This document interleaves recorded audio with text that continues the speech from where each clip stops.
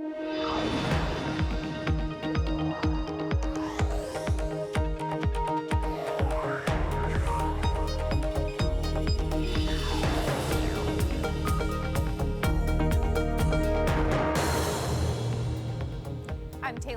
San Francisco, this is Bloomberg Technology. Coming up in the next hour, listening in. Facebook confirms it will resume collecting and transcribing some user audio clips from its in-home video device portal. We'll hear from Facebook's Vice President for Augmented and Virtual Reality, Andrew Bosworth. Plus, presidential revocation. President Trump revokes California's federal waiver on emissions. California vows to fight it, with one official calling it, quote, the fight of a lifetime. And corporate ventures data analytics company Splunk officially enters the VC world. We'll get details with Splunk CEO Doug Merritt. But first, to our top story. Facebook has confirmed it will resume collecting and transcribing some user audio clips from its in-home video device portal. I spoke to Facebook's Vice President for Augmented and Virtual Reality, Andrew Bosworth, at the launch of a new generation of portal devices. Bosworth oversees hardware and devices at Facebook. Take a listen. We're so excited about our new products. We've got a 10-inch and an 8-inch HD screen, and they're really oriented towards connecting people with the ones they love the most, who maybe aren't nearby through video calling. Now, these also are kind of designed to look like picture frames, so they can fit into anyone's home just as easily and naturally as if they were picture frames. They'll even show pictures when they're not in use. And then another really cool thing that you guys are launching is the TV portal as well. So tell me about that. Yeah, Portal TV takes advantage of what is already the biggest screen in most people's homes, the TV, and turns it into a really immersive video calling device.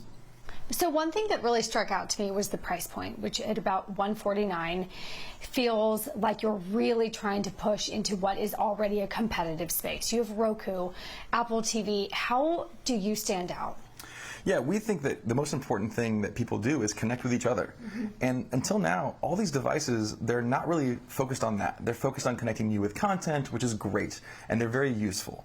But when it comes to connecting with the people you care the most about, that was something that was missing. And so with Portal, you can use Facebook, you can use Messenger, you can use WhatsApp to connect with the people that you care the most about in a really rich, immersive way, with cameras that follow you around the room, and you're hands-free, and you and your kids can connect with your grandparents or your friends without having to worry about holding a phone and your arm getting tired and trying to fit everyone into the shot. So you mentioned camera, so I have to bring up on the portal, of course, there was that button where you could turn the camera off.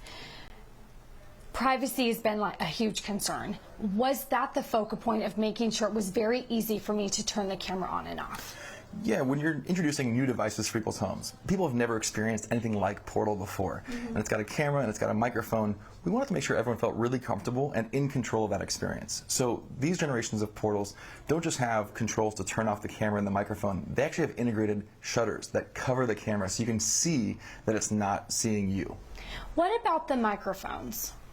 The microphones have an active light when they're disabled so that you know they're disabled, and then alternatively you can decide to leave the microphone on if you want to use the assistants like Alexa or Hey Portal. And so during that, if I say Hey Portal, am I still being recorded?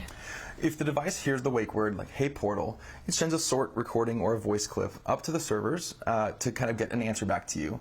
And if you have storage enabled, which is the default, then we may review those voice recordings to kind of improve the quality over time. But you can also disable those on the device itself or on your Facebook activity log.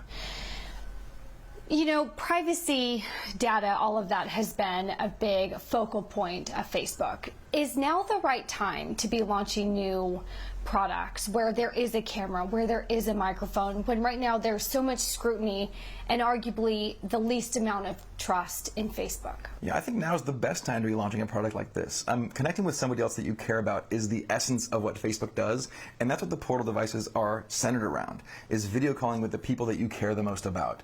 Now, we've taken every precaution that we can to make sure people feel comfortable with the devices in their homes and the controls they have on those devices. But I think when they have that experience of connecting with somebody that they care about who doesn't live nearby, they're going to really experience something that's special for them. It also comes at a time when antitrust scrutiny is at the highest. Looking at big tech, when you think of Facebook, a lot of people think the app and more of a software. Is now also the right time to be expanding your tentacles and showing regulators how big you are and going into tech, going into your home, going into a TV? The smart display category is so new. I mean, really, the entire devices of smart display have only been in the market for 2 or 3 years now. And I think it's really early, and everyone wants to experiment and see what kind of value we can create there. It's not very big yet, but it's growing year over year. And so if people decide that they're excited about video calling for the home, and we think they will be, then I think Portal is going to be a great fit for them. And if it's something that's not fitting for the marketplace, then we'll have to try different things. That was Facebook's Andrew Bosworth speaking to me earlier. And joining me now to discuss this further, it's Bloomberg technology reporter Kurt Wagner, who covers Facebook. First, I want to talk about the privacy issues that are going on, and frankly, that opt-out button. Right. It's not an opt-in. Does that go far enough to quell our concerns about privacy? Well, I think the big issue that we've seen so far with these transcription happenings that have been a big issue with tech is that people just didn't know about it. People weren't aware that the audio they were giving these companies was being transcribed at all. And so I think at the very least, Facebook's at least acknowledging this. They're talking about it. They made the opt-out thing part of kind of their presentation with the press yesterday. So while it's not necessarily, they say, hey, privacy is very important, you would think they might make that the default if that's how they truly felt. At the same time, at least they're now acknowledging it in a way that just a few months ago, none of these companies were doing. And what do you make of them launching in your living room cameras and microphones when trust in that company is really at an all-time low? Yeah, I mean, you asked them this, I asked them this yesterday as well. It seems crazy, right? Like the timing for Facebook to be adding not only a device to your home, but one that has a camera and a microphone on it. It just does not feel like the right time. At the same time, when is going to be the right time for Facebook? I'm not sure if, a year ago it certainly wouldn't have been any better. Is a year from now going to be any better? So I kind of understand why they're pushing forward with this, because you don't really know when is going to be the, quote, right time for that. But certainly more than almost any other company, they've been dealing with this privacy issue, and there's a trust issue too. And so it's hard to get into someone's living room when people don't trust you. When we talk about timing, this is a very competitive space. You had Comcast make an announcement, Facebook, you have companies like Roku, Apple TV, I mean, name it.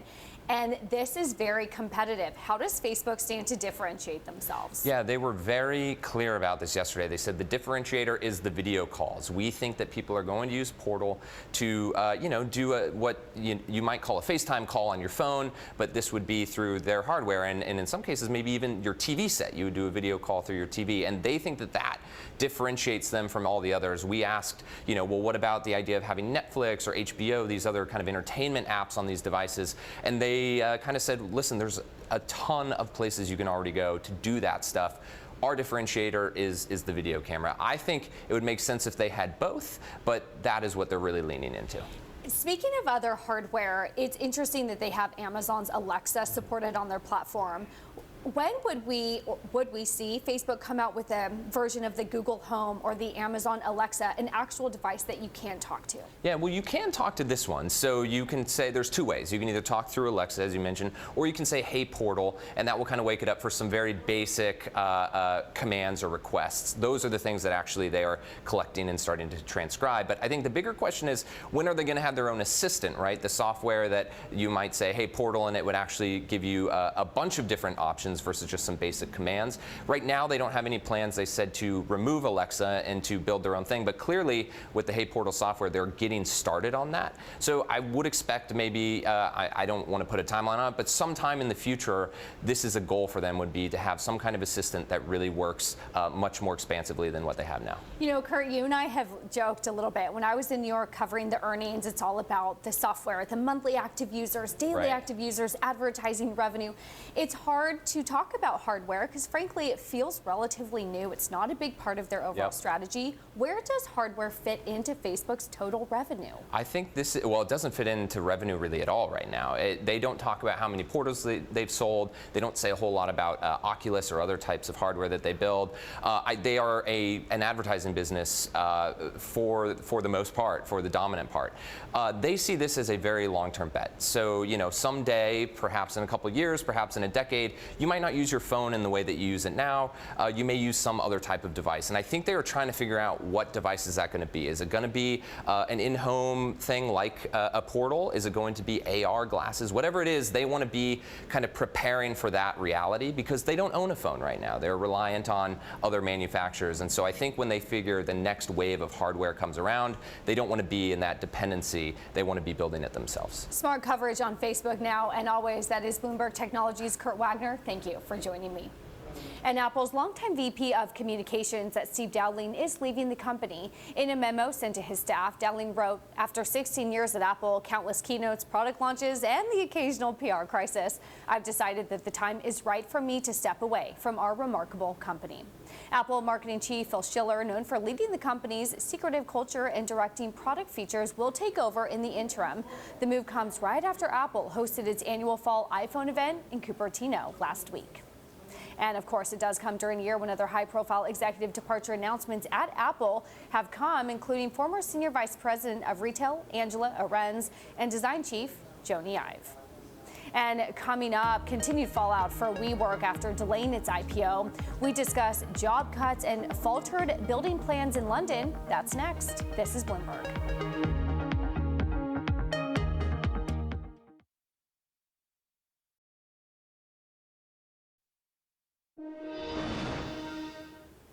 Hours after announcing plans to delay an initial public offering, sources say WeWork made a small round of job cuts in a New York City unit that manages on-demand office rentals.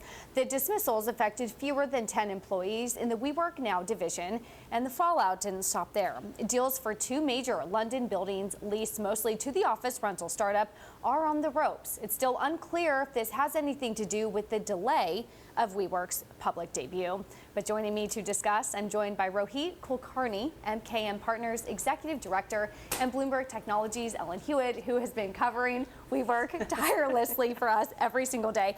Let me start with you. Put 10 employees into perspective for us. It's definitely a small job cut, to be clear. WeWork employs more than 12,000 people around the world. So this is just something where we happen to get some sourcing on it, and this is, you could look at it as an indication of ways in which in the next month, as they wait to try to go public again, WeWork could be showing investors ways that they're able to sort of cut back on costs. And this was basically a small unit that ran a retail concept, so it's not close to the main business that WeWork runs, but I think people are nevertheless watching everything the company does very closely right now. Rohit, is this the type of expense tightening, belt tightening that you'd like to see from the company?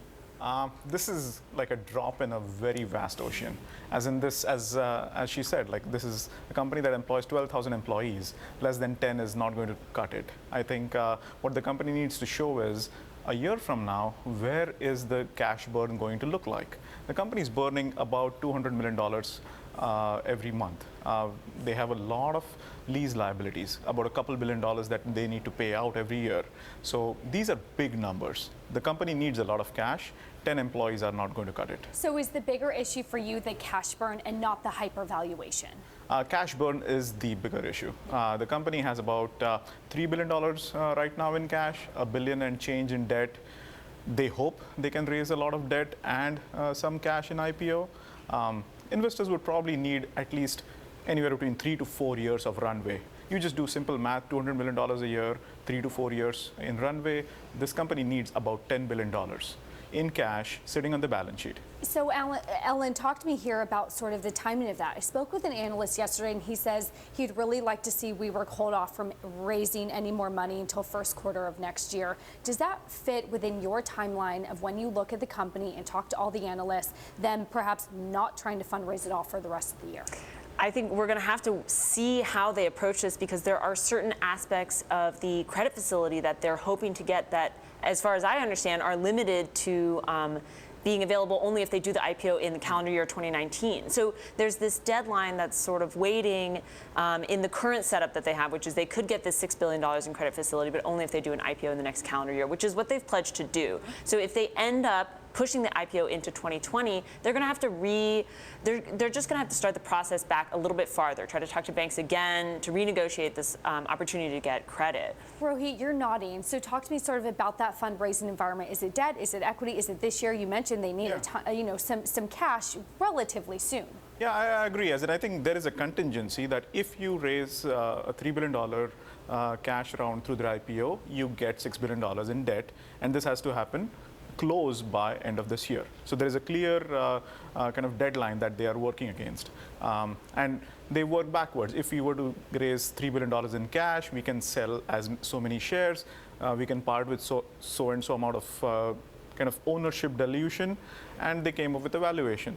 Now, it is up to the existing investors, how much dilution are they willing to accept and for what valuation, if they need to do this careful kind of math of getting to $9 billion in cash by end of this year. And we should note, WeWork's in a quiet period, so they're not being able to respond to a lot of these comments. So to be fair to them, we should note that. A different story, and I want to be careful not to directly relate them, was the two buildings in London that seemed to perhaps maybe be on the ropes. Walk me through those two deals. Who's backing out? So it seems like the potential buyers for these two buildings in London are starting to get cold feet. And again, we don't know, or we don't want to imply causality connected to the delayed IPO, but I certainly think anyone who is in a deal with WeWork right now is looking very carefully at the financials of the company, the plan for the IPO, and making some of those considerations. And so, to give a little color, one of the buildings is a WeWork Waterloo in London, and it is, this big campus with a skate park and stuff. But even that, I think, is hitting a little bit of bumps along the way, and we're not really sure why. We're going to have to leave it there. Rohit Kulkarni, MKM Partners Executive Director, and Bloomberg Technologies' Ellen Hewitt, thank you for joining me. And coming up, more of our exclusive interview with IBM CEO Ginny Rometty, why she thinks blockchain is all about trust. This is Bloomberg.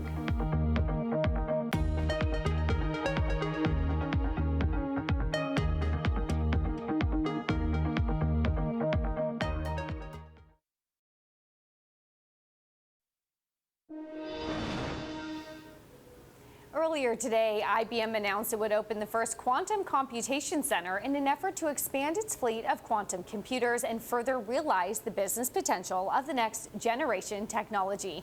The real-world application of quantum, and for that matter, blockchain, is something that Bloomberg's Caroline Hyde covered when she sat down with IBM CEO Ginny Rometty. When I look at the future of technologies coming, now we are all about applying them to business, but we build some of the world's leading technologies in together here. And yes, cloud and AI, everyone talks about that today, artificial intelligence and cloud, and much more to still be done there, by the way. But we'll park those for a minute. The next two, blockchain and quantum.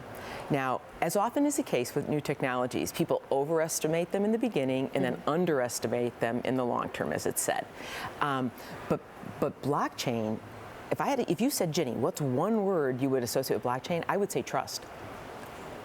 Put crypto, that's a use. Put that aside, and it even has to use the right kind of blockchain, which is not always the case today.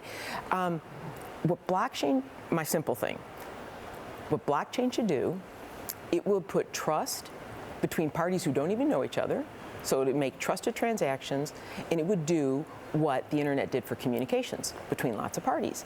And so a great example, if I can, on trust and blockchain, because what it allows you to do is you and I can share a transaction together. I don't have to see anything you don't want me to see. And once a transaction's completed, it cannot be erased. So think of a ledger, right? Yeah. Because why do we each keep our own checking accounts? And do we trust what the bank says? Well, today we probably do. In the old days, we would each balance our checkbooks and the like. And if I said to you, hey, you have $100, she's like, let me check my own notes here, right? So it's the same idea of a blockchain. It's what it's doing. And so a big application right now is food safety. Okay, 1 out of 10 people get sick. 600 million people, more in the world, get some form of illness from food safety. That's a pretty big problem and costs a lot of money. You've seen it when there have been recalls on spinach and the like. We started something called, it's called Food Trust. And think about this on Walmart, Carrefour. These are competitors out in the world, all being willing to join on. Nestle, Unilever, Driscoll, Strawberries, and the like. And what they're doing is they're saying, no, we will all put our data on here about, what row in the farm this came from. Mm-hmm. So from farm to fork. So when there is an issue, and my goodness, we've done millions and millions of transactions already through this, I can pinpoint where the bad spinach is versus call it all back because a third of the food's wasted in this world. Can you believe this? And so that's, to me, that's one. And quantum, if you want me, I'd jump over to quantum. So just as I said blockchain, think about the word trust. Quantum will solve problems that today the traditional computers, no matter how fast they are, cannot solve. And it's because traditional computers, 0 and a 1. We all learned that about a bit in a computer. Yeah. Quantum bits have infinite states. So they're for the kinds of problems that today, even if you had the best supercomputer, you really could never model. It would run forever. I'm exaggerating a little bit to show you that. In that, so let's take. It's the reason there's wet labs in biology as an example, because it's an approximation. Why do they still do live? They can't get an exact simulation done. So what quantum will do is things like the very first things will be drug discovery, material sciences, risk management, logistics. These are incredibly different. If you were to want to truly model a molecule of caffeine, you would need a computer a tenth the size of this planet if you actually wanted the actual simulation. So now, we've already with our quantum systems, we have made commercial ones available through a cloud because they operate at colder than outer space, and this is what quantum is. Things like you've got Daimler working on new materials like batteries in cars. JP Morgan is working on things like how to price different kinds of options, how to look at risk differently, and drug discovery. So we've got a huge network of clients because now's the time to start to get used to it. Well, now you say the word trust. I would add only one other side of quantum. There is a dark side. One dark side of it is quantum can break some of traditional encryption that has protected most of the world. In fact, we announced some new systems last night that they are to prepare for quantum already. So already our security in them to secure what's inside our systems that run all those mission critical systems are quantum safe. And so we've been equally building something called lattice cryptography, which is a kind of encryption that quantum cannot break. And this to me goes back to responsible stewardship. If I'm going to build a tool that's that powerful, I owe it to society to be sure if it's got a downside, that I also address the downside. So we put as much effort into that, into then creating something that prevents that thing from being that powerful. So both sides. That was part of Bloomberg's exclusive interview with IBM CEO Ginny Rometty. And coming up, clearing the fog on climate change, we'll talk sustainable investing and hear how the world's second richest man is helping those hit hardest. That's Bill Gates next. This is Bloomberg.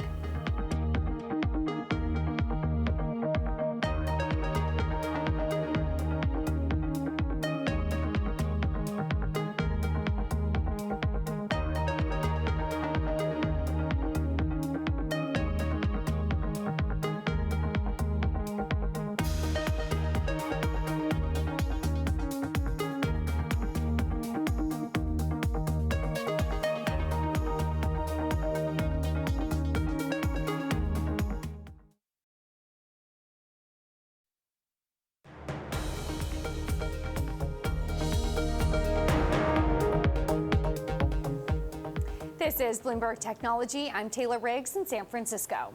The Trump administration has scrapped California's authority to set tougher auto emission standards than the federal government. President Trump tweeted that the move will allow the production of cars that are both cheaper and safer. Revoking the California standards will have a major impact. 13 other states follow its lead. They represent about a third of the U.S. auto market. So to discuss, I'm joined by Bloomberg's Ryan Bean, who's been reporting on the story. Ryan, you know what caught my attention in that tweet was cheaper and safer. Is that the case?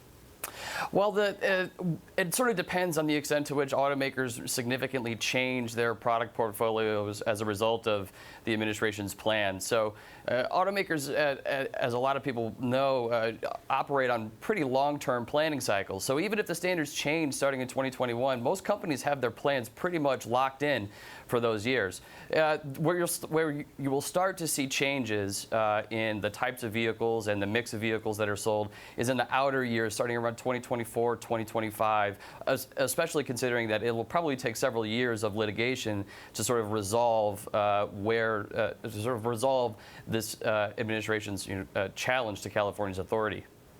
Ryan, how disruptive is this for a business of, let's say, GM, for example, when they have now diverging views of the federal law, the state law?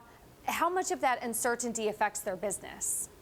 Well, it's important to keep in mind here that the auto industry is a very global industry, and while there are very few global cars are very different in the United States than they are in Europe, than they are in Asia. A lot of the guts and internal componentry of those cars is pretty consistent.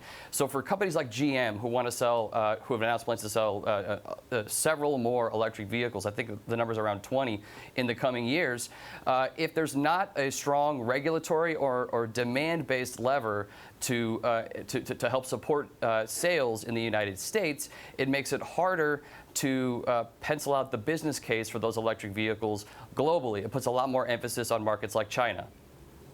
What other, when we talk about the electric vehicle market, outside of Tesla, who would win or lose from the EV mandate?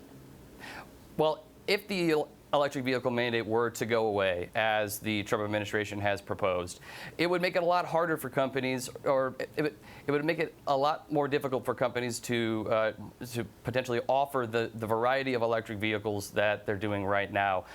California's regulatory mandate, which is also followed by around 10 other states, has been a big reason why you've seen more companies introduce electrified, both plug-in hybrid and electric vehicles. Without that lever, demand is still very, very limited. Roughly about 1% of the market has a plug in it right now. I'm sorry, 1% of vehicle sales have a plug. Without that lever, it's going to be harder to potentially offer a wide variety of models. How does California respond? In court. It's a pretty safe bet that California is going to challenge this in a very strong way. They'll probably be backed up by environmental NGOs and other interested parties.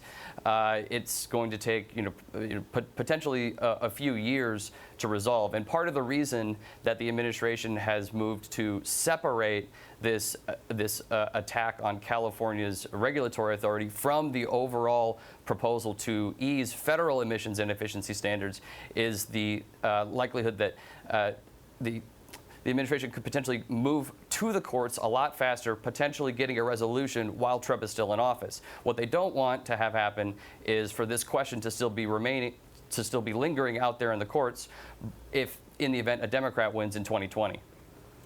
The fight continues. Bloomberg's Ryan Bean, thank you for joining me. Now, Bill Gates has invested billions in clean energy and to tackle climate change, but his latest strategy is not to try and prevent it. Gates wants to help those hit hardest by climate change, and that's geared towards adaptation. The world's second richest man recently spoke to Bloomberg's Eric Schatzker in Seattle. If you can't afford air conditioning, if when your crop fails, you don't have a savings account to get past that, 1 year in 8, and so your children aren't having enough to eat. If you live near the equator where the absolute temperature is far higher than it is in the temperate zones, climate change is caused by middle income and rich people, but the people who suffer by far the most will be the poor. So it's very unjust. Even eventually, for the wealthy people, the problems will be very, very bad. But for the next 30, 40 years, most of it will hurt the subsistence farmer. Why focus your efforts at the foundation on mitigation and adaptation to climate change instead of combating the root problem, carbon emissions? Well, mitigation is not an area that the foundation gets involved in. That's where you're trying to switch to green energy or electric cars or meat that is made without cows. That's big private sector stuff. And you invest in that? I invest, billions in those things, including, nuclear reactors and all sorts of things to help there. Adaptation, which is taking the fact that there will be climate problems, and we need to help those who are hurt by it by giving them better seeds that can deal with the drought or that are more productive so you can save more money. Those things the foundation is very, very involved in. And most people think about this mitigation of reducing emissions, the idea of how you minimize the damage which they call adaptation, that gets very little attention. And that's why I and a few others, Bon Ki-moon and a really great group of people, created a commission about this adaptation issue that later this year, that it'll make it more clear that there's work to be done there. Do you think climate change is stoppable or maybe even reversible at some point? Well, we're not going to have a year where the world is cooler than it is today. The temperature, average global temperature, is going to go up a lot. And in the next 50 years, it won't go down. Now, deciding how much it goes up, does it go up by 2 degrees or 3 degrees or 4 degrees, that's in our hands.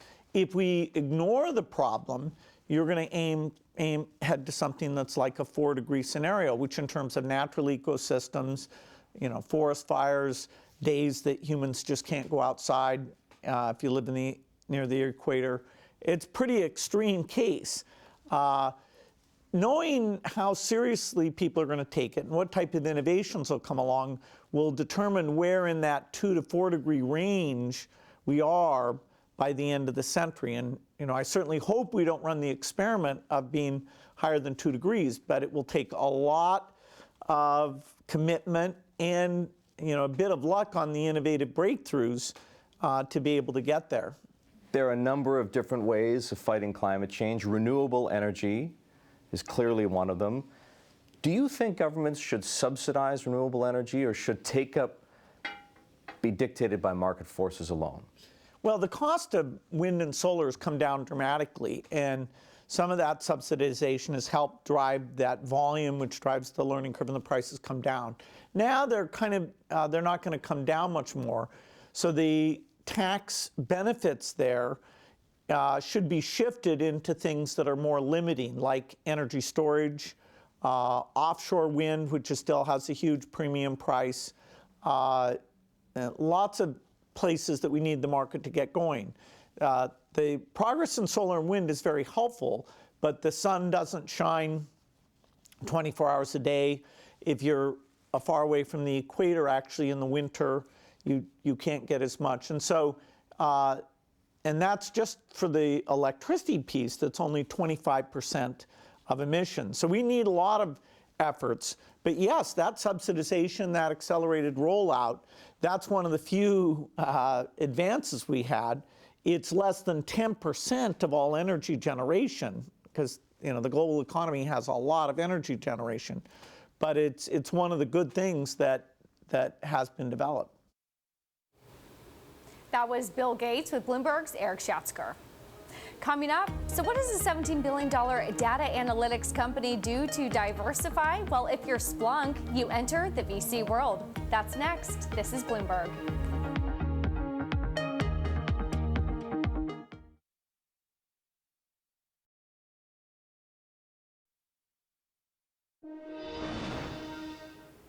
President Trump isn't the only U.S. leader in California on Wednesday. Former President Barack Obama spoke at a tech conference hosted by a big data analytics company, Splunk.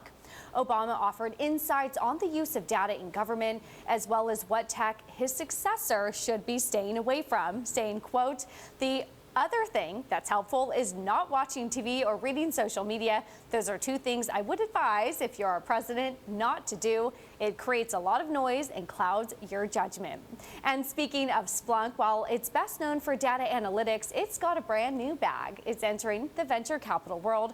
On Wednesday, the company announced 2 investment funds totaling $150 million. The first, $100 million, it's an innovation fund. The other, $50 million, a social impact fund. To tell me more about new Splunk Ventures, its CEO, Doug Merritt. Congrats on the new VC. Where are you putting that money to work? Oh, thank you, Taylor. It really is a classic corporate fund. It's a fund within Splunk. We are super passionate about data and the power that data can bring to solve so many of the world's problems. And those 2 funds are purposely constructed to help invest in companies that have more of a commercial purpose on using data to solve different issues around the world, from healthcare to consumer issues to privacy issues, leveraging the Splunk platform. But we're even open to investing investing outside of people that play in the Splunk ecosystem. And the other one is more of a social fund. The transformation from an industrial economy to more of a data and services-driven economy can be dislocating. And there's a lot of great organizations out there that are trying to help with everything from reskilling of populations all the way through to different beneficial programs in areas like human trafficking, or that wouldn't necessarily be commercial entities, but really do an amazing societal good using data again as a backbone. You know, analysts are pretty bullish on the stock. The last I checked on my terminal was 37 buys, 7 holds, 1 sell. They're really bullish on the future growth opportunities. Where do you see that future growth? So we have classically focused on the technical departments within organizations because they are fully digital already, which means that they've got overwhelming amounts of data at their disposal that they need to craft the signal versus the noise from, which is where President Obama's comments came from. The genius of that data is it can also be used for manufacturing optimization, supply chain optimization, but our core focus on those technical buyers is still so early in the journey. We look at that market as being less than 5% penetrated. So our bulk of our focus remains on cybersecurity, IT resiliency, developers, and then helping those buyers serve the rest of the organization by taking that same data and using it for other revenue generating or customer serving or cost savings activities. It was really interesting on Wednesday in post-market, shares of Splunk rose as much as 2%. This was on news that Cisco had tried to make an acquisition for Datadog. Datadog, of course, then rebuffed the offer. But the point here is the broader M&A landscape. Do you assume Splunk makes further cloud acquisitions, or do you get bought out? The thing we can control is who do we focus on. And we talked this morning that we've made over 10 acquisitions across 4 years. We are actively always looking at additional technologies that could add to our fold and help our customers. I would anticipate that there'd be more in the future. We had 2 relatively big ones over the past 3 weeks. And we see so much opportunity. We're at truly the beginning innings of this data era. So whatever it takes, organic or inorganic, to make sure that our customers' needs are solved and they can actually turn data into doing and not just be overwhelmed by it is something that we're committed to. Within the cloud space, how do you compete with the big guys? Amazon, Oracle, et cetera, who not only have a cloud, but then they also have their own data analytics company. How do you stand out? Yeah, that's right now we are adding value to the different data services that those vendors provide. We're enhancing and enriching the services that they offer. The reality that any of us live in when you are participating with Google, with Microsoft, with Amazon, is you've got to always find ways to add value up that stack. So that's going back to acquisitions and the massive investments we constantly make in R&D. They keep coming out with really compelling services. We keep finding ways to add much more effective value to those services, but then also draw from the multi-cloud horizon and on-prem data centers to then take that value up even higher for organizations that have these very heterogeneous landscapes. As we dig down into your business a little, I should note JP Morgan analyst upgraded the stock again today on he sees advanced bookings or future bookings really strong going out into the year. How do you forecast future bookings? How do they look? The economy is in such an interesting state right now. What we have seen the last 2 quarters is while people are there's a lot of change, and they're trying to digest the change. The data initiative and this digital transformation we've been talking about for a decade remains top of mind for leaders.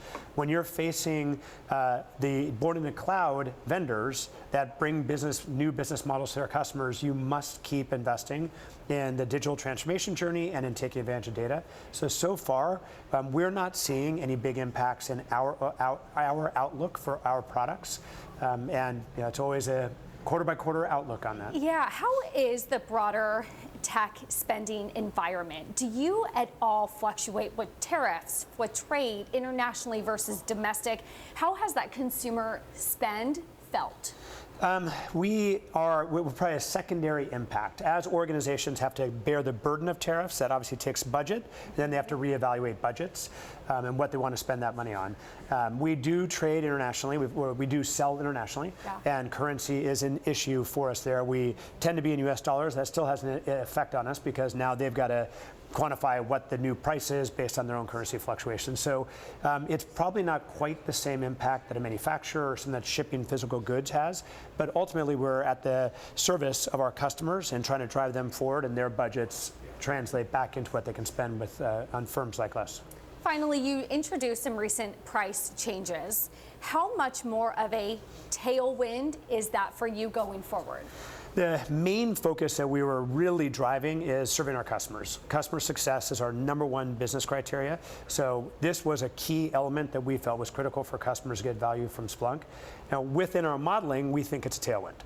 We think it provides a lot more leniency for what they can do with the software, and there's so much data that with a easier pricing metric, they're able to put a lot more data in and get a lot more value back out. So I anticipate it'll be a tailwind, but honestly, we would have done it even if it was a headwind, because it's so important to our customers to, again, manage that data and then turn it into effective actions. That was Doug Merritt, CEO of Splunk. Thank you for joining me. And still ahead, more from the VC world. We'll hear from DCVC managing partner Zach Vogue on their big new fund for big ideas. That's next. This is Bloomberg.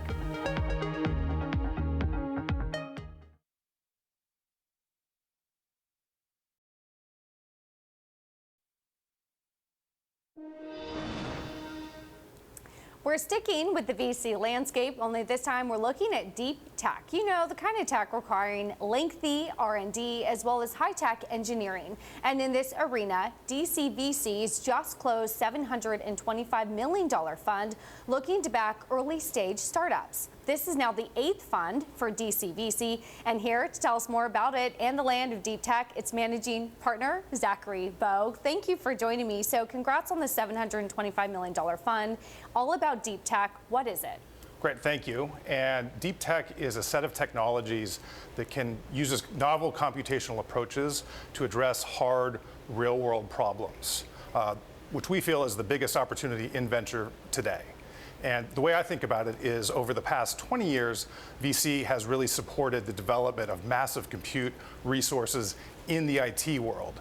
And now we can use those foundational technologies, sort of cloud and AI and big data, to now start solving some hard real-world problems. What are some of those hard real-world problems? A great example of this is our company in the agriculture space called Pivot Bio. So Pivot Bio is using microbes to disrupt the $200 billion synthetic fertilizer industry. Pivot's microbes let row crops like corn and wheat fix their own nitrogen and help farmers avoid putting synthetic fertilizer on. They do this in a cost-effective way, so it's much cheaper, and also boost yield while doing it. And to boot, the synthetic fertilizer industry is a pretty heavily polluting industry. It produces about 10% of global greenhouse gas emissions, all told. Talk to me about who you're fundraising from. Who were some of the limited partners? How has that fundraising environment been? Yeah, we don't really talk about specific partners, but we've got a almost entirely mix of LPs who are institutional, and these are college endowments, pension funds, and global charities. We talk a lot about there's a lot of cash chasing too few investments, and that's creating hypervaluations. What are your thoughts on that? Sure, there is a bunch of money, and there's sort of the rise of mega funds coming into VC, and that is a phenomenon. But I think the better question is how much of that is chasing deep tech. And the way I think about it is I feel that there's a lot of dollars flowing into incremental gains in the IT sector, and that we're a little bit underweight investing in the deep tech sector. There are sort of moats to entry because it requires a highly specialized set of skills to invest in deep tech, so we feel pretty good about that thesis. So you still feel confident that your IRR is worth it despite some of these concerns about valuation? We feel this is the best opportunity going forward and that we can drive strong IRRs. Talk to me a little bit about companies that are staying private too long. I spoke with John Chambers, formerly of Cisco, last week. He said companies are taking too long to go public. Do you agree? I think that's part and parcel of the earlier question of too many dollars or of lots of dollars flowing into the venture market. So today's late rounds of financing led by these big pools of private capital are yesteryear's IPOs. And I actually feel that a little bit more public market scrutiny would be good. But that said, right now the IPO window is open for tech companies, so we are seeing a lot of activity in that space. I really liked that part of your thesis is helping to cure, quote, excess capitalism, which has enabled some of these companies to be massively unprofitable, massively free cash flow negative for a really long time. So I have to ask, are the companies in which you invest free cash flow positive and profitable because you want to rule out that excess capitalism? At the earliest stages, they are not. They are obviously startups, and they are still beginning to, at the earliest stages of driving revenue. But we feel that deep tech is such a great opportunity because when you do solve one of these hard problems in, frankly, an innovation-proof industry, then you become a juggernaut and can drive massive amounts of revenue and capital. And we really do look at the fundamentals like that and feel that we do have strong results across the portfolio. Arguably, the best exit strategy is an IPO. Given the volatile IPO market that we've seen of late, what is the exit strategy? Is it an IPO? Is it something else? I think you see a lot of M&A and a lot of IPOs, and we're happy with both of those. And our goal really is to build sort of durable, multi-generational, sort of juggernaut companies that dominate a field, whatever their ultimate exit is. Zach Bogue, managing partner at DCVC, thank you for joining me. Thanks. And that does it for this edition of Bloomberg Technology. And Bloomberg Technology is live streaming on Twitter. Check us out at Technology and be sure to follow our global breaking news network at TikTok on Twitter. This is Bloomberg.